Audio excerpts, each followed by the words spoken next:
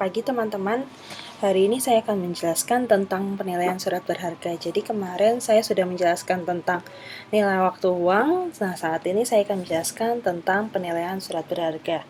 Nah, terkait dengan penilaian surat berharga di sini teman-teman harus mengingat kembali bahwa surat berharga ini contohnya bisa ada nilai surat berharga dalam bentuk obligasi, lalu kemudian ada dalam bentuk saham. Nah, lalu yang akan dibahas apa sih di dalam topik penilaian surat berharga? Yaitu yang pertama yang akan kita bahas adalah satu terkait dengan konsep obligasi sendiri itu apa, lalu kemudian ada terkait dengan macam-macam obligasi itu apa saja, terus resiko dan preminya untuk obligasi ini disebabkan oleh faktornya apa saja, dan yield to maturity. Nah, khusus untuk bahasan di pertemuan ke-7 itu yang hanya dibahas adalah teorinya saja. Jadi teman-teman nanti untuk hitungan kita akan bahas di seminggu setelah UTS atau di pertemuan setelah UTS. Nah, selanjutnya setelah kita membahas dari topik outline yang akan dibicarakan dari keempat topik ini, kita masuk ke dalam konsep yang pertama, yaitu pengantarnya.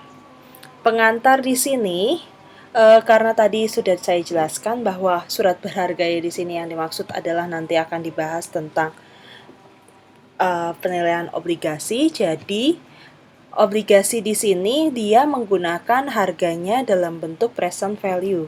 Mengapa sih kok pakai present value? Kenapa tidak menggunakan future value? Karena dari nilai present value yang saat ini atau nilai aliran kas saat ini diharapkan dapat memberikan pengembalian dalam bentuk aliran kas yang akan datang kepada pihak si pemegang obligasi. Nah, tentunya teman-teman pasti bingung terkait dengan obligasi itu sebenarnya apa, kok menggunakan dengan present value, kenapa tidak pakai future value. Nah, nanti akan saya jelaskan selanjutnya. Jadi teman-teman perlu kita satukan pemahaman dulu kalau di sini terkait dengan harga obligasi yang digunakan adalah present value bukan future value. Kenapa?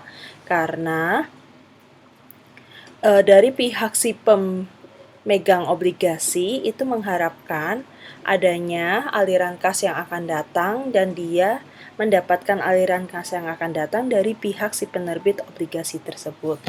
Nah, perbedaan obligasi, terus saham, lalu dengan surat berharga jenis lainnya itu apa?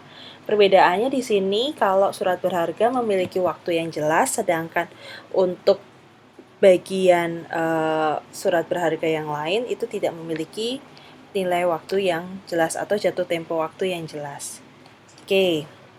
Dalam penilaian obligasi teman-teman di sini yaitu yang pertama, saat dalam penilaian obligasi kita perlu tahu dulu obligasi itu sebenarnya apa sih? Jadi, obligasi ini sendiri adalah yaitu surat hutang, bentuk surat hutang yang dikeluarkan oleh pihak baik perusahaan atau negara, dan surat hutang tersebut nanti akan diberikan kepada atau ditawarkan kepada pihak investor maupun individu.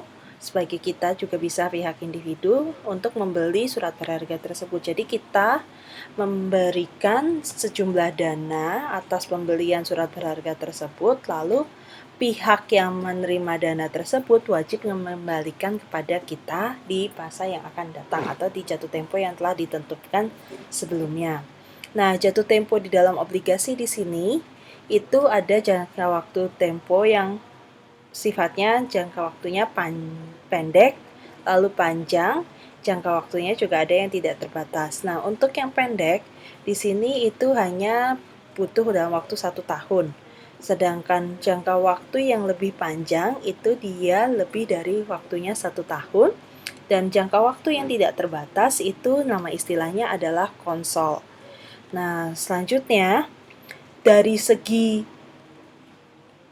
penilaian obligasi juga membutuhkan bunga. Obligasi di sini memiliki nilai bunga yang sifatnya tetap, bukan yang berubah-ubah. Jadi walaupun periodenya berapapun, bunganya tetap tidak berubah-ubah.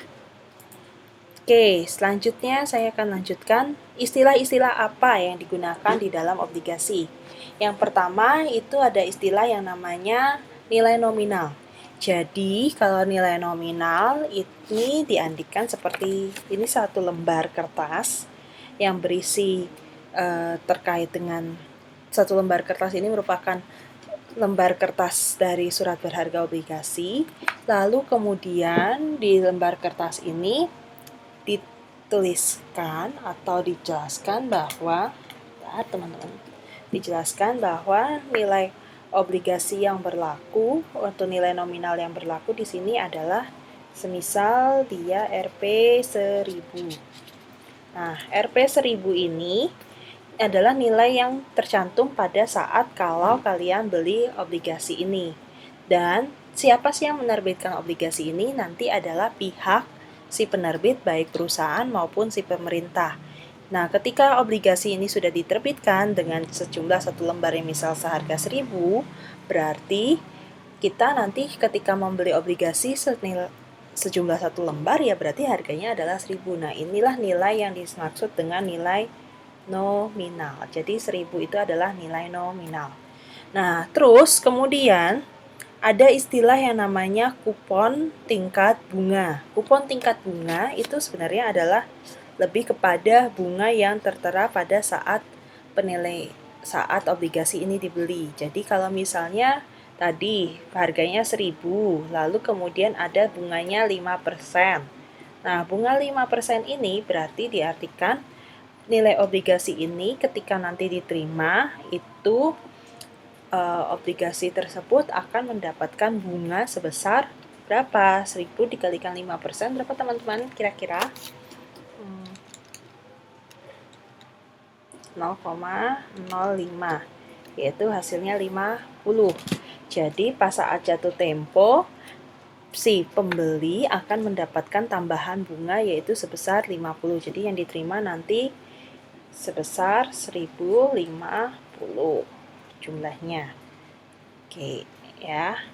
Nah, terus kemudian jatuh tempo. Tentunya jatuh tempo di sini adalah batas waktu hutangnya itu berapa lama. Jadi kalau kita misalnya dari pihak sebagai pihak pembeli obligasi tersebut, kita membeli obligasi itu sudah dijadikan keterangan kalau nilai nominalnya 1000, lalu kemudian bunganya 5%, nanti akan ada jangka waktu temponya itu misal 3 tahun. Berarti kita itu bagi pihak pembeli berhak menagih atau berhak menerima uang nanti sejumlah dari 1000, kemudian bunga 5%, lalu kemudian ada jatuh waktu temponya 3 tahun. Nah, jatuh tempo waktu 3 tahun ini, si penerbit atau pihak yang kita beli surat berharga itu berjanji harus melunasi utang tersebut itu dalam jangka waktu 3 tahun dengan bunga 5% dan nilai nominal yang saat kita nanti akan beli yaitu 1000. Nah, kalau mau disimulasikan seperti apa sih? Oke, kita lanjut ya teman-teman. Jadi gini, kalau diilustrasi secara konsep, tadi ada pihak penerbit yang menawarkan kita sejumlah obligasi. Nah, pihak penerbit ini di sini inisialnya adalah PO, pihak penerbit obligasi.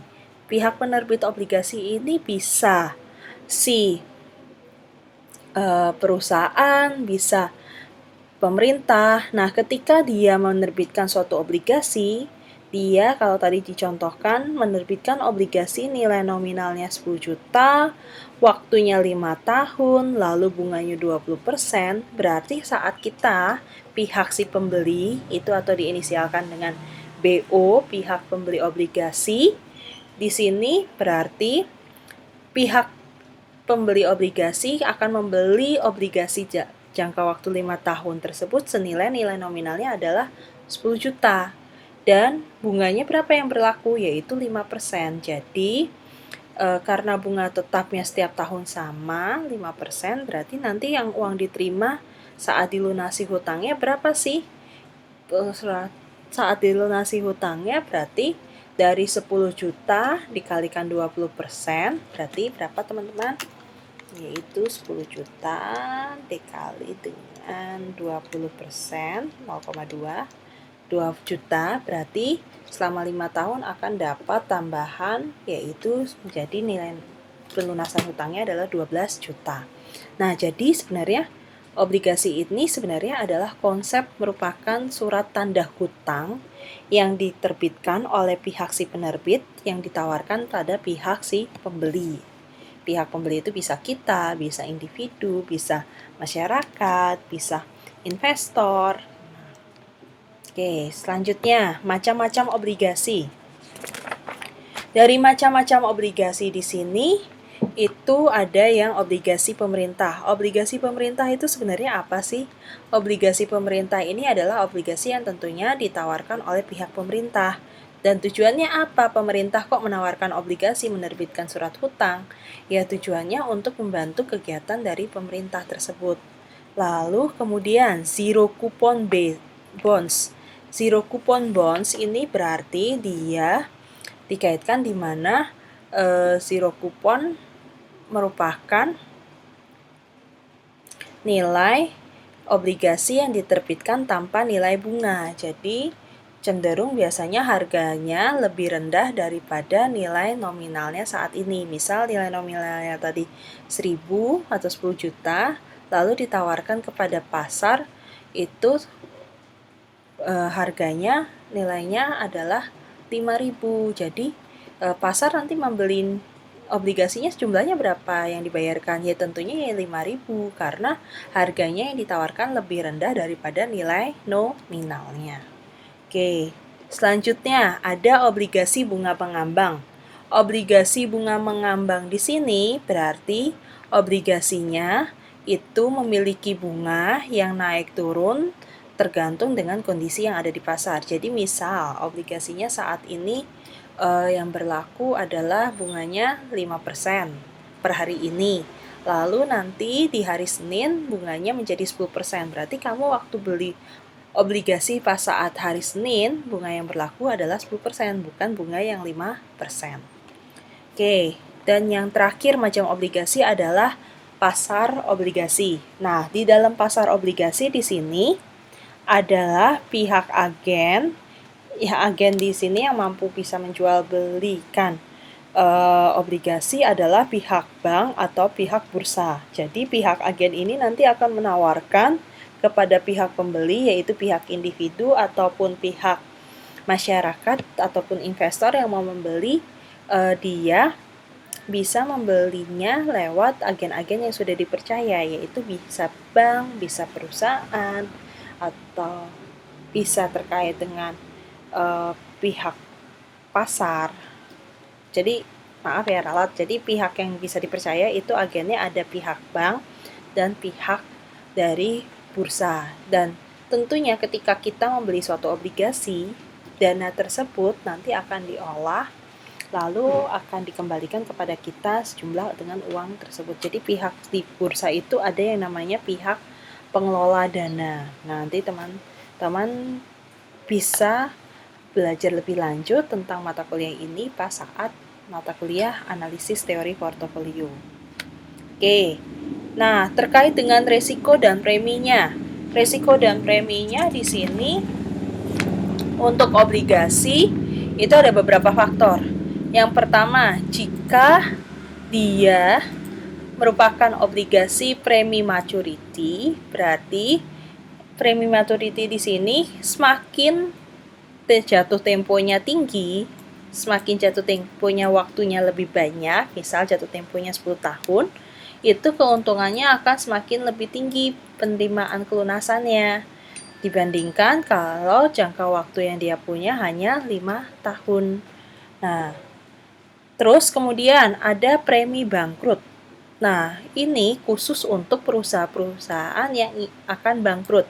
Nah, biasanya perusahaan-perusahaan yang bangkrut itu membutuhkan sejumlah dana, dan tentunya ketika dia mengeluarkan atau menerbitkan obligasi, berarti akan ada pihak pembeli yang meminjamkan dana, lalu nanti berarti pihak perusahaan yang menerbitkan ini akan tambah utang dong. Jelas, iya tambah utang.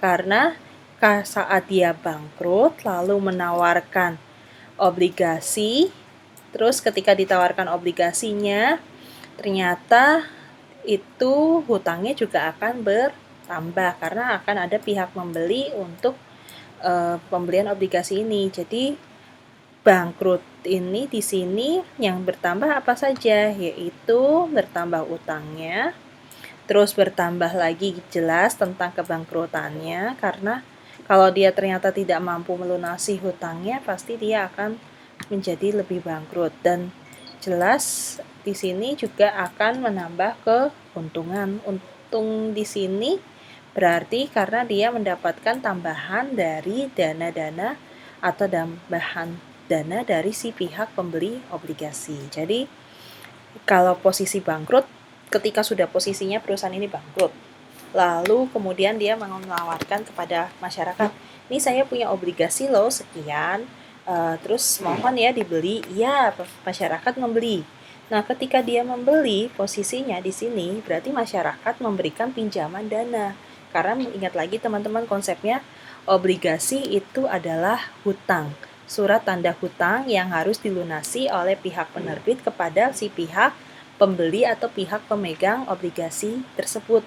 Jadi mau tidak mau ketika ada bangkrut, posisi bangkrut, terus dia menawarkan obligasi kepada masyarakat, berarti surat obligasi ini itu menandakan bahwa utang yang dia miliki oleh perusahaan yang bangkrut itu semakin bertambah, lalu keuntungannya juga semakin bertambah. Kenapa? Karena dia mendapat tambahan-tambahan dana dari beberapa pihak, yaitu pihak yang membeli obligasi tersebut.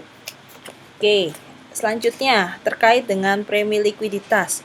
Premi likuiditas ini liquid, kalau teman-teman masih ingat, liquid ini adalah konsep di mana seberapa mudah aset tersebut dapat dicairkan. Dengan kata lain, semakin dia mampu dicairkan asetnya, berarti semakin mendapatkan keuntungan. Nah, risikonya adalah apa? Kalau ternyata aset-aset tersebut tidak gampang atau tidak mudah dicairkan, berarti dia tidak mendapatkan keuntungan. Oke. Yang terakhir, yaitu premi terkait dengan premi inflasi. Nah, premi inflasi itu apa sih? Ketika posisi inflasi itu bertambah atau naik, dan bunganya pun juga akan semakin naik. Jadi, kalau ada posisi di mana inflasi, semua orang butuh uang, nah berarti bunga itu akan semakin bertambah tinggi yang ditawarkan pada saat pembelian obligasi. Oke. Selanjutnya terkait dengan yield to maturity. Yield to maturity ini sebenarnya tingkat keuntungan yang akan diperoleh oleh si pihak pemegang asal dia memegang obligasi tadi sampai saat jatuh tempo. Jadi ketika obligasi ini dipegang sampai saat jatuh tempo, maka dia akan memperoleh keuntungan. Oke, sekian teman-teman penjelasan saya mengenai bagian dari konsep nilai waktu uang, yaitu terkait dengan konsep yield to maturity sampai terakhir. Nah, berarti bahan UTS teman-teman nanti sampai di bagian yield to maturity. Sebagai bahan untuk review untuk pertemuan minggu depan di hari Rabu, walaupun libur, tapi kita tetap kuliah online ya. Jadi, saya akan memberikan tugas untuk kalian review besok. Paling telat saya akan berikan tugas tersebut di hari Minggu.